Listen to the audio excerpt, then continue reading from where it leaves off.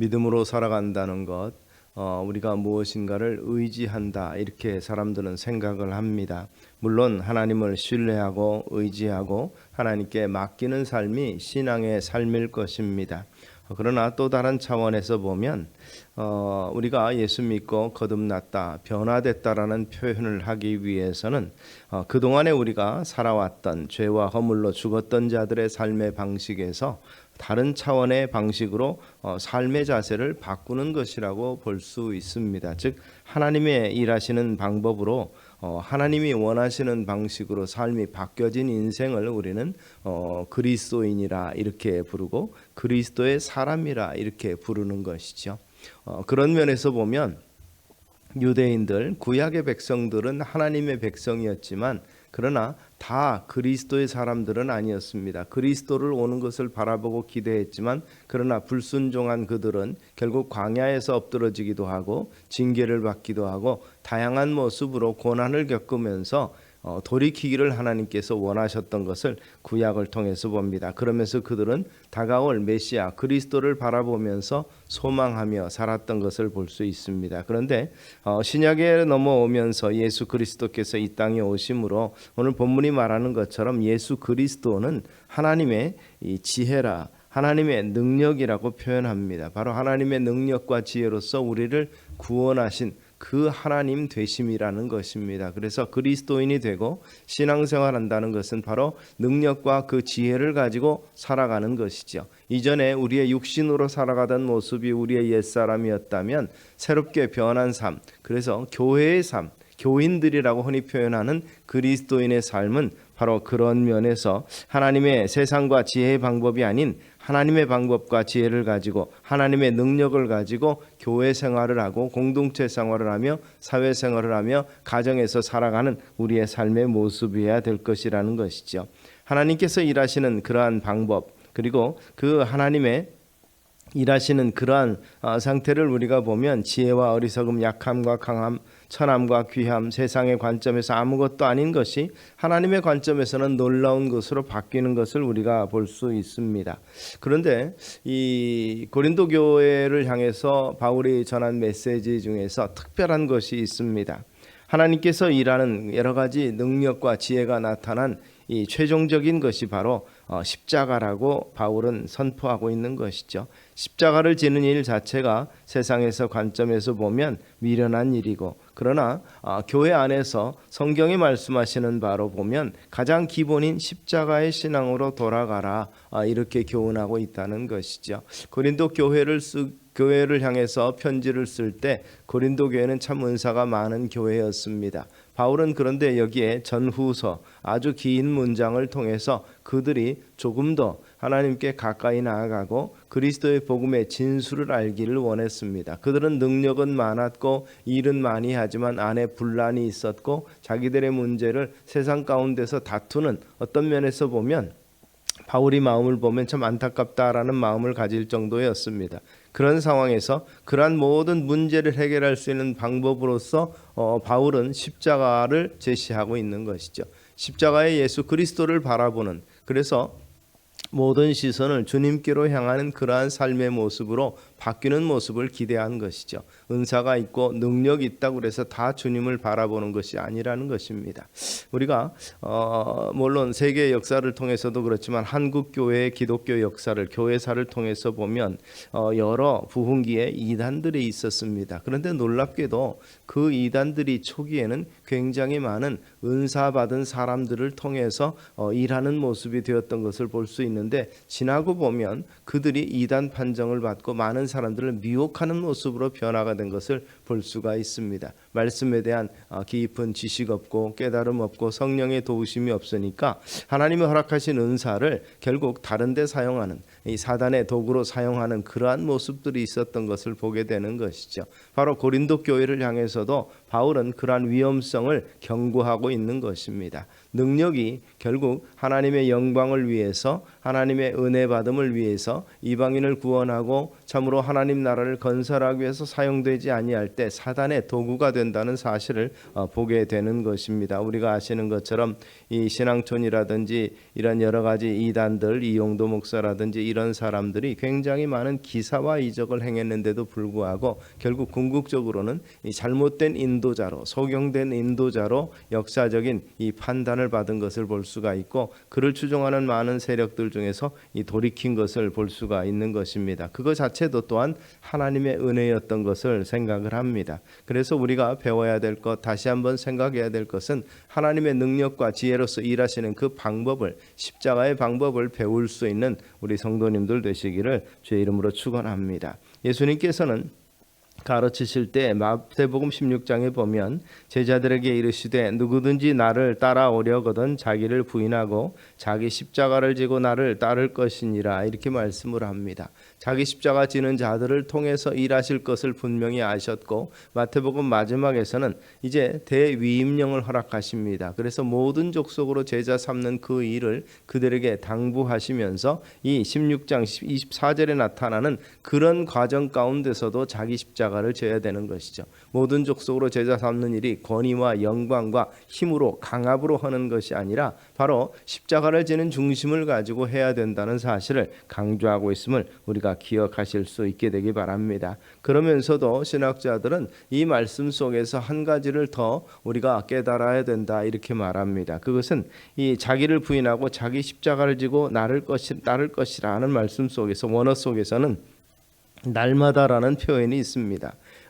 매 순간, 매일이라는 표현이 있는 것이죠. 자기 십자가를 지고 따르라는 것이 한 번 지고 끝나는 것이 아니라 매일 십자가를 지는 삶을 살라고 교훈하고 있었다는 사실에 중점을 두고 있습니다. 그래서 십자가의 길이 결코 쉬운 길은 아니고 영광스러운 것이 바로 주어지는 것도 아니지만, 그러나 십자가를 지고 가야 하는 길은 필연적으로 골고다 언덕을 지나가야 한다는 사실을 우리에게 계속해서 깨우침을 주고 있습니다. 그러나 그 십자가의 길이 골고다 길을 갔다 그래서 패배의 길은 아니며 십자가 안에서 죽음을 이기신 최후의 승리의 길이라는 것을 우리는 결코 잊지 않게 되기를 바랍니다. 그래서 오늘 사도 바울은 18절에서 그렇게 말합니다. 십자가의 도가 멸망하는 자들에게는 미련한 것이요 구원을 받는 우리에게는 하나님의 능력이라. 그래서 제자들조차도 깨우침을 얻기 전에는 예수님께서 십자가에 달려 돌아가신 것으로 인해서 모든 것이 끝났다라고 생각을 합니다. 가룟 유다는 그래서 삶을 포기했고, 엠마오로 가는 제자들은 결국 고향으로 돌아가서 이제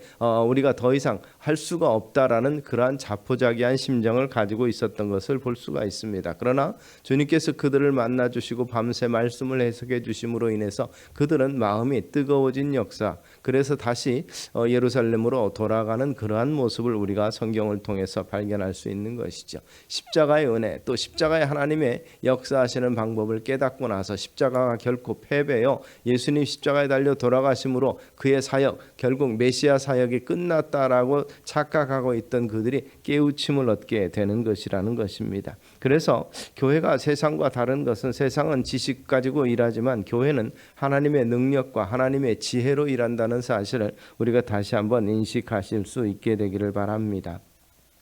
이 초대교회의 그 성도들을 그 바리새인들과 이 교권주의자들은 무식한 자들, 몰상식한 자들이라 이렇게 불렀습니다. 그 이유는 바로 그들이 어부였고, 그리고 그들이 가지고 있었던 이 율법 지식, 이런 것들에 대한 것들의 어떤 그 교육 과정을 나름 거치지 않았다는 사실입니다. 그러나 성령 받은 이후에 성전에서 강론하는 그들의 메시지, 구약을 해석한 놀라운 메시지를 통해서 사람들은 감동했고 깨우쳤고 회개하며 눈물 흘리며 하나님의 은혜를 다시 한번 사모하게 됐던 것을 볼 수가 있습니다. 결국 십자가의 복음은 바로 하나님의 약함이 아니라 오히려 하나님의 능력으로 나타났던 것이죠. 그런 면에서 사도 바울이 오늘의 교회를 보면서 좀 답답한 마음을 가지고 있지는 않을까. 교회가 가지고 있는 가치관, 세상적인 가치관과 비슷한 모습이고, 교회의 성공이 세상의 성공과 비슷한 가치관을 가지고 있는 오늘날 교회의 모습을 보면서 좀 답답하고 안타까워서, 우리식으로 표현하면 목사들이 그런 소리를 했습니다. 고린도서처럼 이 말하자면 우리 서울이니까 서울서를 한번 써셔야 되는 것 아닌가, 대한민국서를 써셔야 되는 것 아닌가, 이런 생각을 가진다, 이런 얘기를 한 적이 있습니다. 그러면서도 십자가의 약함이라는 것을 생각하면서 세계선교협의회를 제가 운영이사로서 섬기는 일들을 하면서 유수한 목사님들과 같이 합니다. 한국교회 나름대로 복음적인 교회 운영이사들과 재정이사들과 이렇게 큰 개혁교회 목사님들과 같이 하는데 한결같이 제가 배우는 말씀이 있습니다. 그들과 이런저런 얘기하면서 이 말씀을 듣거나 그럴 때는 그런 얘기를 안 하는데 이런 사석에서 식사하는 자리에서 이렇게 저렇게 교제를 해보면 아픔들이 다 있는 것을 볼 수가 있어요. 여러 가지 가정의 어려움이 있거나 건강상의 문제가 있거나 그런 면에서 사역하기 전에 또는 사역하면서도 여러 가지 불편한 점들을 가지고도 놀라운 사역을 한다는 것이죠. 그러면서 한 분이 그런 얘기합니다. 우리의 이런 약함 때문에 우리가 이 자리에 있는 거 아닌가 생각을 합니다. 이렇게 얘기를 해요. 우리가 약하기 때문에 하나님께서 들어 쓰시는 것이 아닌가. 참으로 우리가 정말 편안하고 다 잘 되는 것 같았다면, 이런 기도 제목이 없었다면 하나님께서 나를 이 자리에서 복음을 위해서 쓰도록 세우셨을까 하는 생각이 듭니다. 이런 말씀하시는 것을 듣고 하나님께서 결국 기도 제목을 주는 것, 또한 그런 면에서 십자가의 약함을 통해서 오히려 더 강하게 하는 것. 사도 바울이 여러 가지 육신의 약함, 그 가시를 가지고 기도했던 것, 그러나 내 은혜가 내게 족하도다라는 그런 메시지가 그들의 삶 가운데 있었던 사실을 고백하는 것을 보면서 결국 우리는 그렇습니다. 세상적인 가치를 가지고 정말 형통하니까 하나님의 능력이다, 또 잘 되니까 하나님의 은혜다, 행복하니까 하나님의 축복이다, 이렇게 말하기는 쉽습니다. 사업이 잘 돼서 참으로 헌금을 많이 할 수 있고 감사할 수 있고, 또 자녀들이 득출하고 공부 잘해서 유수한 대학을 진학하고 좋은 직장 하는 것에 인해서 감사할 수 있습니다. 그러나 또 다른 차원에서, 그러나 어렵고 힘든 과정 속에서도, 그러나 오늘 내가 있게 한 것이 하나님의 은혜라고 생각하고, 그러나 또 어떤 면에서 보면 좋은 대학, 좋은 것을 가기를 원하지만, 그러나 그보다 더 나은 것을 원하지만, 또 한편으로는 하나님의 사역을 위해서 내가 원하는 전공을 택하고 하나님이 기뻐하시는 일을 하기 위해서 좀 더 전문적인 지식을 체크하기 위해서 또 다른 선택을 한 그러한 모습. 그래서 세상 가치관으로 보고 흔히 말하는 그 돈씨라는 게 있죠. 그 돈 가지고 왜 이걸 하느냐, 그런데 그 능력을 가지고 왜 이것밖에 못하느냐. 세상 사람들은 판단하지만 그들은 하나님의 거룩한 역사를 위해서 전공을 선택하고 직업을 선택합니다. 제가 알고 있던 바 교사도 같이 했고, 또 함께 섬겼던 한 분은 지금은 특별히 사역자로, 말씀의 사역자로서 사역을 하고 있습니다. 장로님까지 되셨는데도 그의 젊을 때 보면 참 그 당시에 굉장히 잘 나가는 경찰관이었는데 일부러 한직을 택합니다. 말씀과 은혜 생활을 도무지 못하겠고 주일 성수를 못하게 되겠으니까 이러한 정말 승진이 잘 되는 자리보다 한적한 자리를 택해야 되겠다. 그래서 젊은이들과 함께 하겠다라는 생각을 가지고 캠퍼스의 감찰이라고 하는 그 말하자면 유신시대 그때죠. 그때 사실상 한적하면서도 할 일도 별로 없는 것 같은, 그럼에도 불구하고 보고가 있건 없건 그대로 월급은 챙겨가는, 그러면서 자기 표현으로 그렇습니다. 그런 일을 택하셨습니다. 그러면서 날마다 기도하고 시위하는 학생들을 바라보면서 안타까운 심정을 가지고 그들과 대화하고 그들의 고민을 상담해주고, 그래서 그가 재직하고 있는 학교에서는 결국 이 학생들과 대치하는 것이 아니라 그들의 친근한 형이요 아저씨로서 그들과 함께 인생 상담을 하는 말하자면 파송 경찰로 역할을 감당하다가 결국에는 말씀 사역을 하신 분이 있습니다. 또 세무공무원으로서 참 그 당시에는 이 여러 가지 부를 축적할 수 있는 그러한 기회가 있었는데도 불구하고 대한민국에서 이 몇 년 지나면은 이렇게 그 로테이션을 하게 되는 쪽에서도 제일 한적한 곳을 택한 곳이 있습니다. 그래서 한적한 곳이 어딘가 그랬더니 부인에게 3년간만 좀 자녀들을 부탁한다 하고 태백이라는 곳에, 한적한 곳에 가신 분이 있습니다.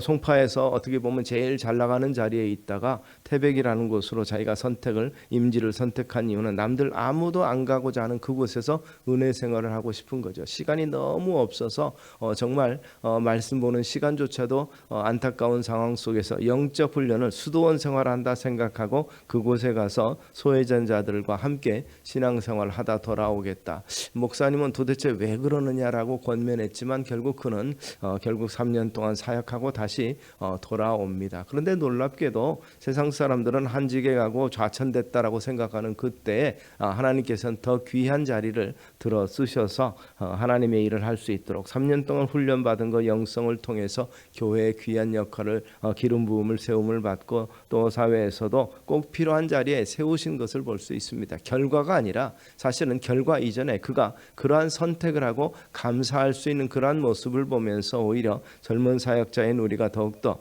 감동을 받았던 그러한 기억이 있습니다. 바로 그러한 삶이죠. 십자가의 방식으로 살아가고 하나님의 방식으로 일하는 그리스도인들의 모습이 바로 그런 모습을 보이게 될 때 세상은 교회를 달리 보게 될 것입니다. 바로 이런 부분들을 바울은 강조하고 있는 것이요. 그래서 세상에게는 미련한 것으로 보이지만 그러나 하나님 앞에서 인정받는 것, 하나님이 기뻐하시는 것, 기록된 바 내가 세상에 죄 있는 자들의 죄를 멸하고 총명한 자들의 총명을 폐하리라 하는 것, 십자가의 도가 결국 그런 면에서 개인의 삶을 바꿀 수 있다면 십자가의 도는 교회의 여러 가지 어려움들을, 공동체의 어려움들을 극복할 수 있는 문제도 될 수 있다는 사실을 우리는 생각해 보는 것입니다. 결국 이 지혜와 경험, 학식과 위치를 자랑하는 데서 오지 않고 하나님의 지혜를 의존하는 자들이 바로 십자가의 능력과 십자가의 도를 자랑하는 삶이 될 수 있을 것이라는 것이죠. 무엇을 가졌느냐, 어떤 존재인가를 자랑하는 보다도 하나님께 모든 것을 맡기는, 또 하나님을 신뢰하는 그러한 삶의 모습이 바로 십자가가 선포되는 자리라는 것이죠. 그런 면에서 교회는 십자가의 도가 선포되는 것이고 예수 그리스도가 주인 되심을, 머리 되심을 선포하는 것이라는 것을 우리가 기억하실 수 있게 되기를 바랍니다. 이것이 오늘 우리에게 주는 강력한 도전이 되시기를 소망합니다. 본질적인 면에서 예수 믿는 이유가 세상의 가치와 기존 지혜에 의존해서 믿는 것이 아니면 십자가의 도를 따라서 예수 믿는 것이냐 물어야 한다는 것이지요. 바울이 볼 때 십자가의 능력을 의지하지 않는 두 가지 경향이 오늘 본문에서 보여집니다. 유대인은 표적을 구하고 헬라인은 지혜를 찾는다 그랬습니다. 유대인들이 믿지 않는 이유가 뭡니까? 표적을 구하는 이유가 이 자신의 삶을 바꿔줄 정치적인 변화, 예수님이 오셨을 때 바로 그런 면에서 로마의 압제에서 자기를 해방시켜줄 백마탄 기술을 그들은 기다렸습니다.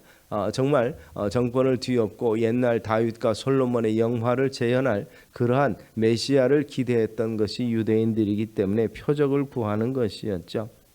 그런데 제자 중 하나에게 배신당하고 십자가에서 수치를 당하며 매를 맞고 벌거벗은 채 돌아가신 것을 그들은 이해할 수 없었다는 것입니다. 그들은 십자가가 패배의 상징으로 보였습니다. 결국 한동안 인기 있게 여러 가지 이스라엘 회복을 위해서 일했던 많은 이 작은 이 선동자들과 같이 예수도 바로 십자가의 죽음을 통해서 모든 것이 끝났다. 그들은 그렇게 생각을 하는 것이죠. 참으로 하나님의 능력이 사탄의 세력 앞에서 허무하게 무릎을 꿇은 것처럼 보였던 것입니다. 그러나 우리는 신앙 고백을 합니다. 십자가 없이 우리에게 하나님의 사랑도 용서도 존재하지 않고 십자가의 피와 눈물을 통해서 우리가 새롭게 되었고 우리가 생명을 얻었다는 사실을 고백을 합니다. 사도신경은 바로 그런 면에서 핵심적인 부분을 우리에게 강조하고 있고 우리 입술로 바로 이 부분을 고백하도록 하는 것이죠. 그래서 교회가 이 신앙 고백을 통해서 우리가 믿는 바가 무엇인가를 선포하는 거죠.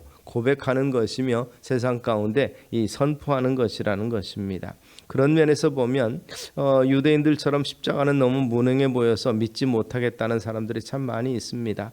신앙생활 하다가도 하나님이 병을 고쳐주시지 않고 사업을 성공케 하지 못하는 신앙을 그래서 신앙을 떠나간다라고 생각하는 사람이 있을 수 있습니다. 예수 믿고 망했다, 예수 믿는데 나아지는 것이 하나도 없다라고 그렇게 말하면서 흔히 말하는 세상으로 돌아가는 사람들이 있는 것을 볼 때 안타까움이 있습니다. 십자가의 사건은 우리의 뜻을 이루고 우리의 소원을 이루는 것이 아니라 하나님의 뜻, 하나님의 나라 건설을 위해서 우리를 향한 하나님의 사랑을 완성하기 위해서 지신 것이 십자가라는 사실을 우리는 잊지 않게 되기를 주의 이름으로 축복합니다.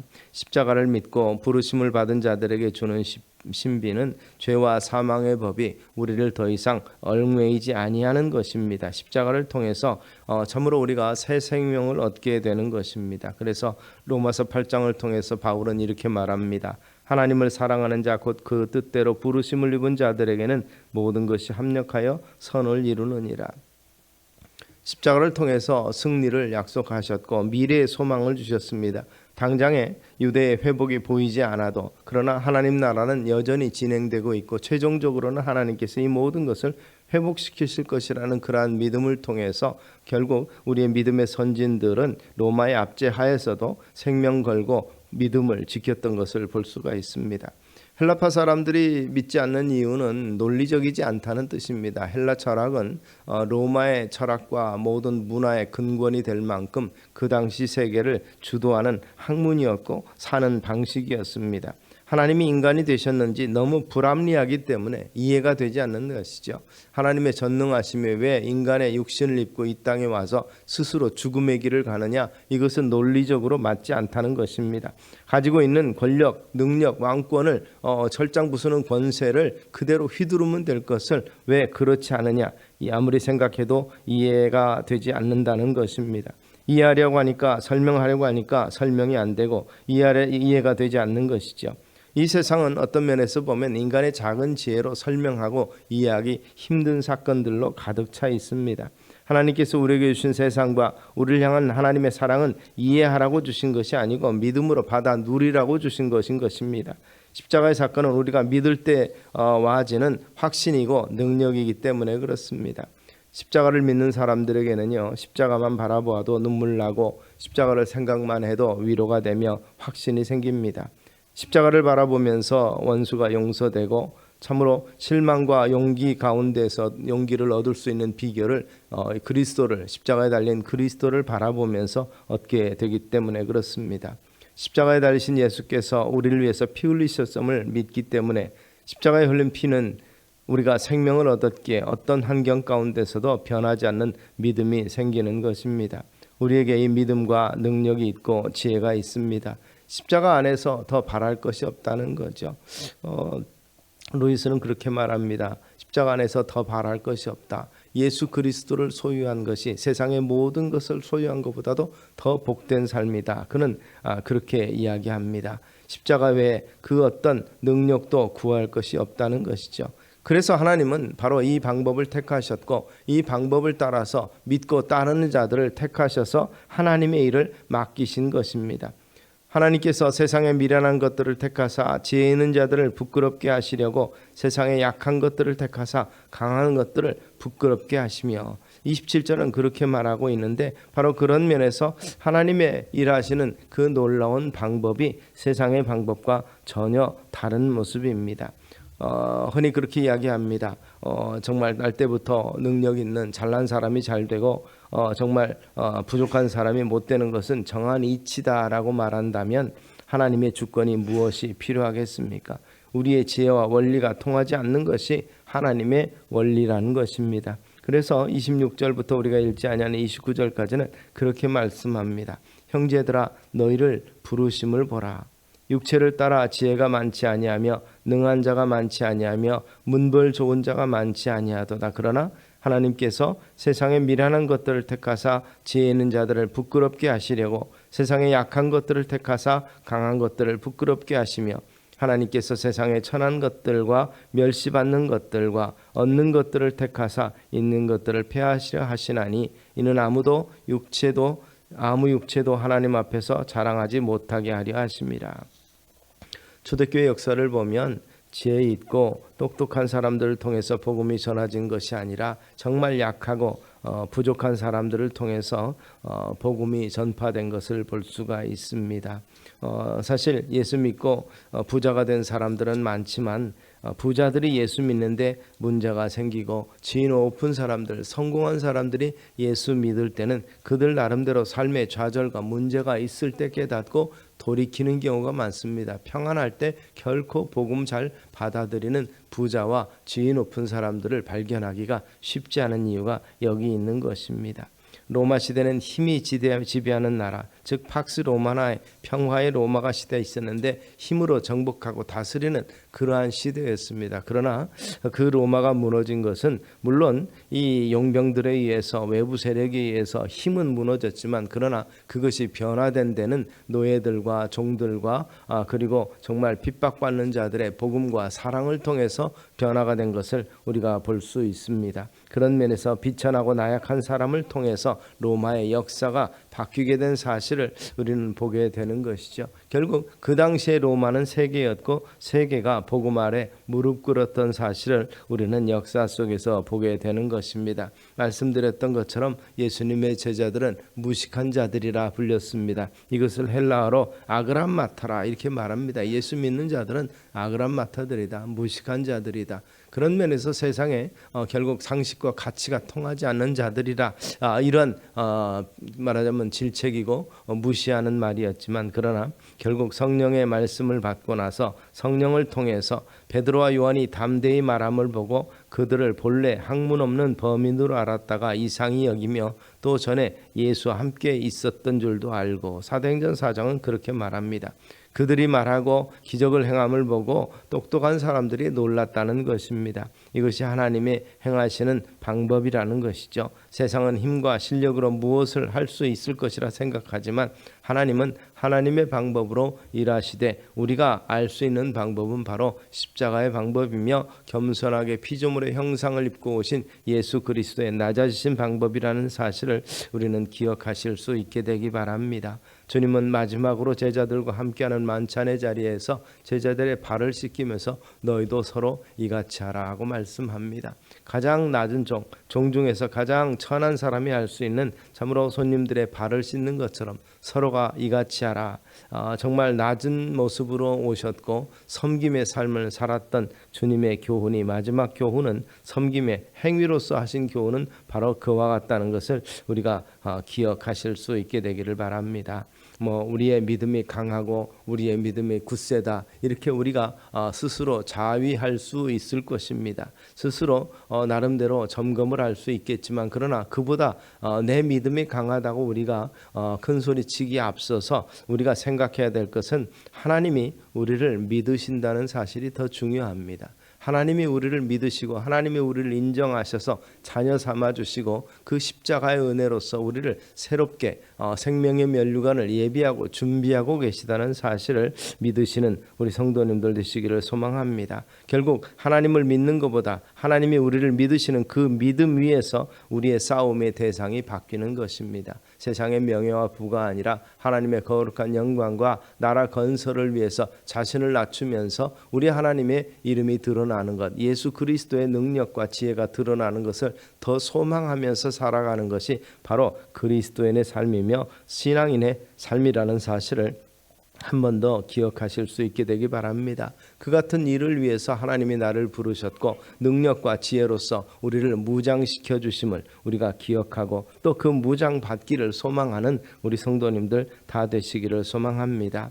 우리 주만이 유일한 주인 되시는 예수 그리스도가 우리의 주인 되심을 기억하시고 그분의 십자가의 보혈 가운데 우리가 다시 부르심을 받았다는 사실을 기억하고 그 능력이 우리를 붙잡고 나아가는 믿음의 삶이 우리 가운데 펼쳐지기를 소망하고 이것을 감사할 수 있는 우리가 되시기를 주의 이름으로 축원합니다. 기도하겠습니다. 사랑과 은혜가 많으신 아버지 하나님, 세상에 참으로 이 지혜로운 것, 세상에 강한 것으로서 일하시 아니하고 세상의 약한 것들을 통해서 강한 자를 부끄럽게 하시는 하나님의 온전한 능력과 지혜가 바로 우리 주님의 십자가의 도라는 것을 다시 한번 기억하게 하여 주시옵소서. 그래서 우리의 육체가 아니라 우리의 잘함이 아니라 우리의 강함이 아니라 예수 그리스도의 강함과 예수 그리스도의 이름의 능력을 통해서 믿음을 살아가는 우리가 되게 하시고 그것을 통해서 믿음의 승리가 있는 진리가 우리를 붙잡게 하옵소서. 예수님 이름으로 기도드리옵나이다. 아멘.